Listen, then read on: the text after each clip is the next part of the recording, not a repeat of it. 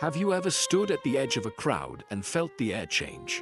Not when the shouting starts, not when the stones begin flying, but in that eerie silence just before, when 1,000 shared glances say what no one dares voice aloud: no more. This is where revolutions are born.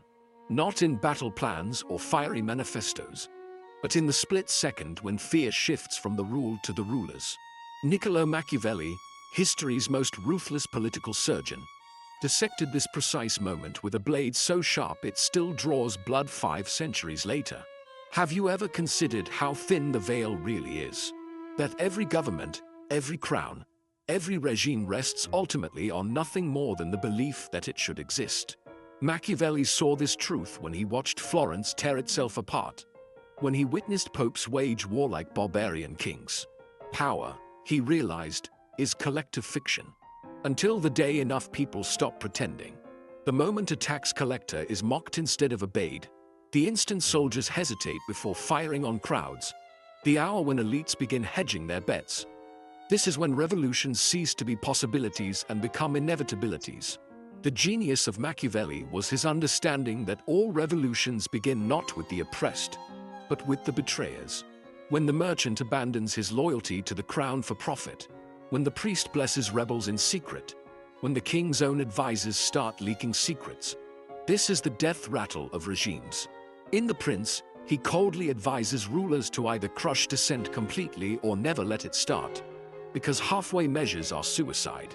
Yet in Discourses, he reveals the darker truth. All states carry the seeds of their own destruction. The republic grows corrupt, the prince grows lazy, the people grow bold.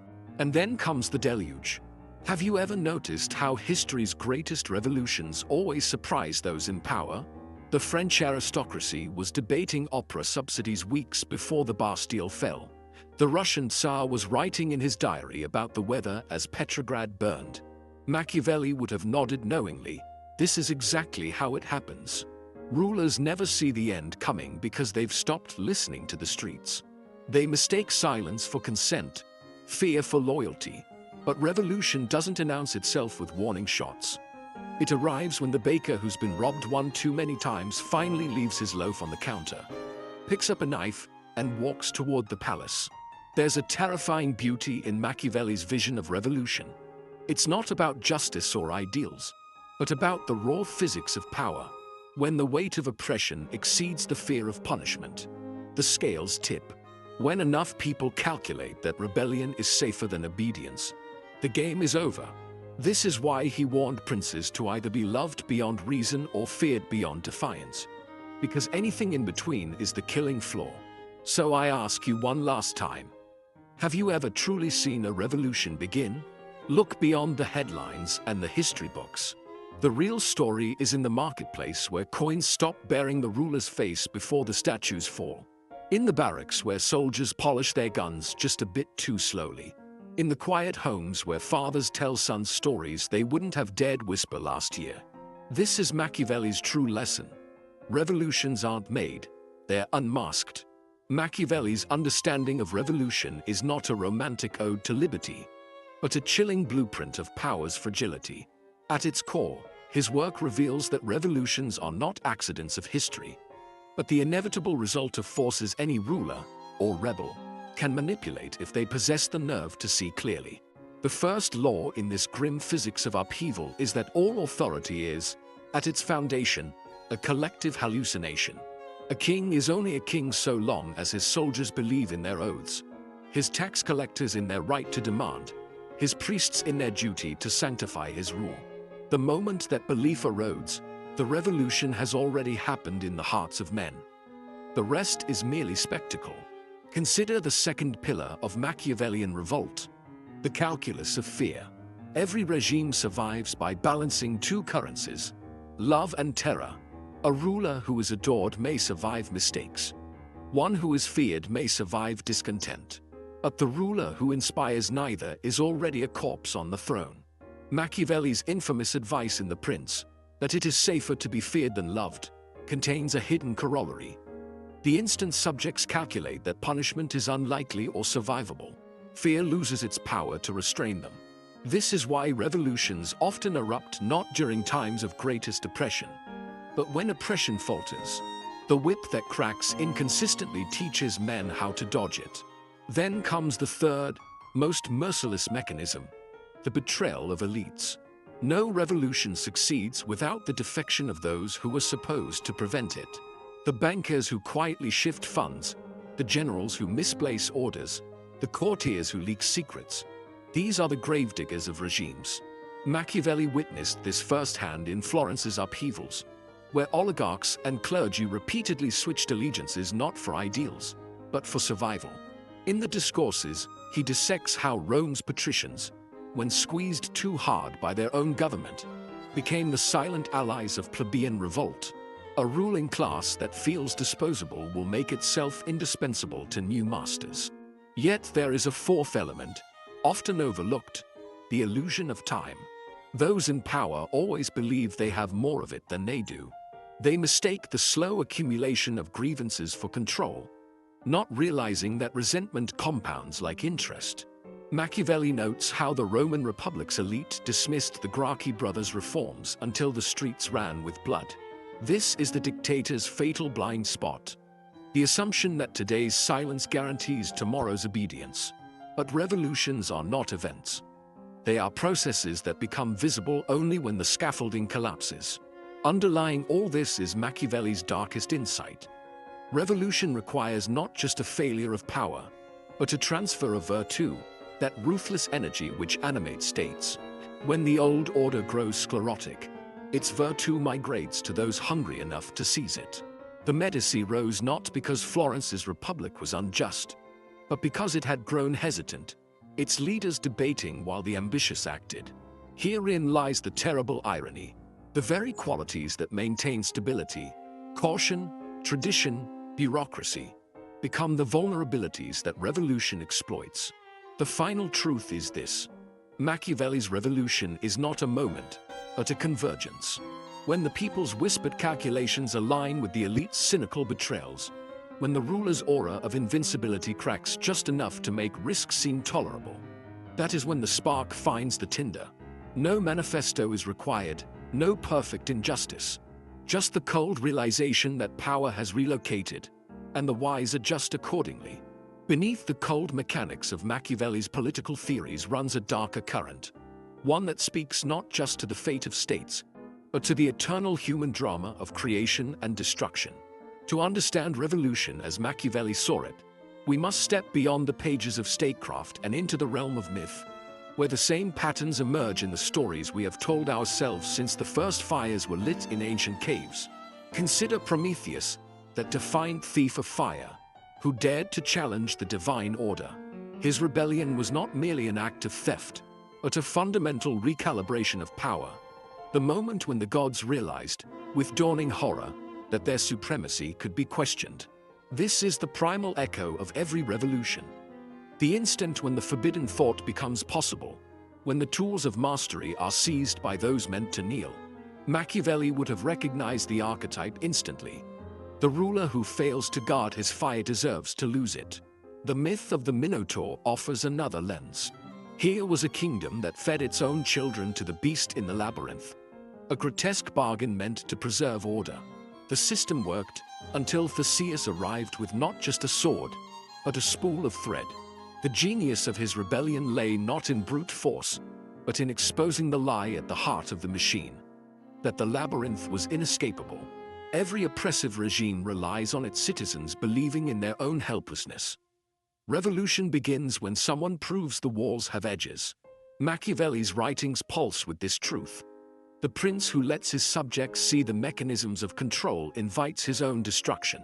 The Minotaur is always vulnerable, but only when the people stop seeing him as a god and start seeing him as a problem to be solved. Even the biblical story of David and Goliath takes on new dimensions through Machiavelli's eyes. We remember the stone that felled the giant, but forget the months beforehand when David, a nobody, a shepherd, studied the Philistines' movements, learned his rhythms, and most crucially, stopped seeing him as invincible. Revolutions are never spontaneous eruptions. They are the product of countless invisible calculations, the slow erosion of awe, Goliath fell not because David was stronger, but because he was the first to realize the giant's armor had gaps. This is the essence of Machiavellian strategy, the recognition that all power structures, no matter how imposing, are riddled with vulnerabilities waiting to be exploited by those patient enough to look. The most haunting parallel lies in the Norse myth of Ragnarok, the twilight of the gods. Odin and his kin knew their doom was prophesied, yet their attempts to prevent it only hastened its arrival. The harder they gripped fate, the more it slipped through their fingers. So too with the rulers Machiavelli observed. Their desperate measures to cling to power often become the sparks that ignite rebellion. The French monarchy's brutal repression of dissent in 1788 only united the opposition. The Russian Tsar's deployment of troops against bread rioters in 1917 turned hunger into insurrection. Like Odin sending his Valkyries to harvest more dead warriors, regimes in decline often accelerate their own destruction while believing they are preventing it. Machiavelli would nod grimly. The prince who fears revolution too much will inevitably summon it. Yet these myths also reveal a paradoxical truth. Revolutions are not merely destructive, but creative acts. The fire Prometheus stole became the foundation of civilization. Theseus' rebellion gave birth to Athenian democracy. Even Ragnarok ends with a new world rising from the ashes. Machiavelli, often misread as a prophet of cynicism, understood this better than most. In the discourses, he praises the tumultuous Roman Republic not despite its constant strife, but because of it. The friction between patricians and plebeians, he argues, produced a stronger state than any static tyranny could. The genius of his thought lies in recognizing that revolution is not an aberration, but the immune system of the body politic, purging weakness and forcing renewal. The deepest lesson is this: all these myths, like Machiavelli's cold analysis, remind us that power is never truly stable. It is a performance that requires constant maintenance, a spell that demands endless recasting. The moment the ruled stop suspending their disbelief, the illusion shatters. This is why revolutions always seem inevitable in hindsight, not because they were predestined, but because they reveal what was already true. The king's robes were only ever cloth, the crown merely gold. The divine right just a story everyone agreed to tell. When Machiavelli advises rulers to constantly adapt, to combine the strength of the lion with the cunning of the fox, he is not merely offering survival tips, he is acknowledging the fundamental fluidity of power. The revolutions that topple giants are never accidents. They are the universe correcting an imbalance, the pendulum swinging back after stretching too far. To read Machiavelli is to hold up a mirror to our world and see, with startling clarity, the hidden gears turning beneath the surface of events. The Arab Spring did not begin with the immolation of Mohammed Bouazi because Tunisia suffered worse oppression than other nations, but because at that precise moment, the calculus of fear had shifted. The protesters sensed the regime's paralysis, the elite's hesitation, the international community's distracted gaze. This was Machiavellian revolution in its purest form. Not an ideological uprising, but a perfect storm of vulnerabilities exploited. The Tunisian security forces, trained to suppress dissent, suddenly found their batons hesitating mid-swing. The business oligarchs began quietly redirecting funds. The state media's propaganda machine started. All the elements Machiavelli identified 5 centuries earlier converged with mathematical precision. The erosion of fear, the betrayal of elites, the transfer of virtue to the streets. Consider the modern corporation as a miniature principality facing its own revolutionary currents. When employees whisper in Slack channels instead of boardrooms, when middle managers stop enforcing unpopular policies with vigor, when top talent begins leaking to competitors. These are the corporate equivalent of soldiers refusing orders and tax collectors pocketing gold. The CEO who fails to recognize these signs is no different from Louis XVI dismissing the Estates General.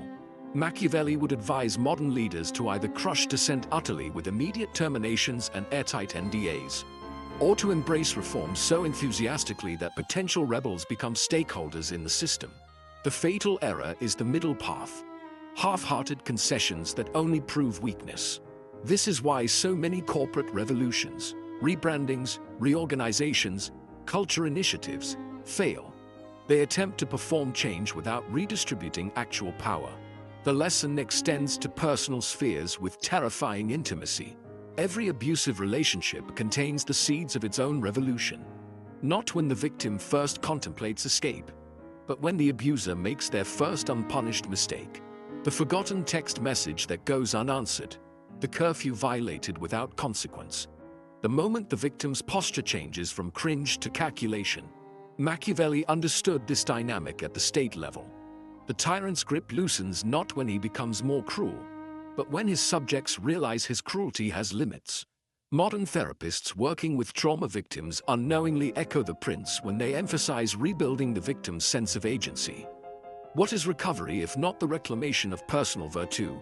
On the geopolitical stage, China's social credit system represents the most Machiavellian attempt to prevent revolution through total control. A digital panopticon designed to make dissent not just punishable, but predictable. Yet even here, the Florentines' warnings resonate. By attempting to quantify and micromanage every citizen's behavior, the system creates thousands of pressure points where small failures could cascade. The 2022 protests over zero-COVID policies revealed the flaw. When enforcement becomes simultaneously omnipresent and untenable, the people's calculation shifts from we cannot resist to they cannot punish everyone. True to form, the regime alternated between brutal crackdowns and sudden policy reversals, embodying Machiavelli's dictum that cruelty must be either overwhelming or avoided entirely. The cryptocurrency revolution offers perhaps the purest modern example of Machiavellian power transfer. Bitcoin did not defeat central banks through superior technology alone, but by exposing the psychological vulnerability at the heart of fiat currency. The realization that money, like political power, is collective fiction. When enough people behaved as if Bitcoin had value, it acquired it, mirroring how subjects behaving as if a king lacks authority make him a fugitive. The elite's response has been textbook. First dismissal, then co-option.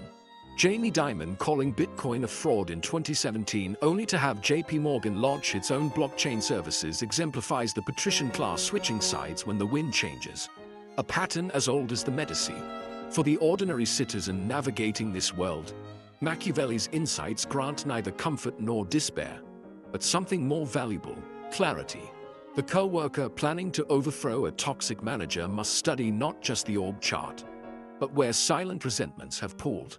The community organizer must identify not just grievances, but which local power brokers are already hedging their bets. Even the parent negotiating with a rebellious teenager unconsciously employs Machiavellian principles. Consistent enforcement prevents testing of boundaries, while erratic discipline invites revolution. Power dynamics operate on fractal scales, from nursery rooms to nuclear summit. The ultimate implication is this. Machiavelli's revolution is not something that happens to society, but something that happens through people. When you recognize the signs, when police officers start removing their badge numbers, when corporate memos suddenly emphasize shared sacrifice, when your autocratic uncle stops demanding political debates at Thanksgiving, you're witnessing the primal calculations being recalibrated. The wise do not wait for barricades to appear in the streets. They read the tremors before the earthquake. We stand now at the edge of Machiavelli's labyrinth, having followed his thread through cold political calculus, ancient myths, and modern manifestations. The transformational truth is this. Revolution is not an event we witness, but a process we inhabit, sometimes as actors, often as unwitting reagents in history's chemical experiment. The call is not to romanticize upheaval or to dread it, but to develop the Florentines' unflinching vision. To see power relations as they are, not as we wish them to be. This is Machiavelli's real gift, not a handbook for tyrants, but a lens for the oppressed. When you understand how revolutions truly begin, you can spot the fatal cracks in the edifice of your own constraints. The boss's authority, the bureaucracy's inertia, the social hierarchy's unspoken rules, all are vulnerable when their sustaining myths are exposed. Your transformation begins when you stop asking for permission and start studying leverage points. The final question is not whether revolutions will continue to reshape our world. Machiavelli proved their inevitability, but whether you will remain a passive subject of their currents or learn to navigate them. The wheel of fortune turns. The choice is whether to be crushed by its weight or grasp its spokes. 5 centuries later, the old Florentine's voice still whispers the same uncomfortable truth. Power belongs to those who understand its nature.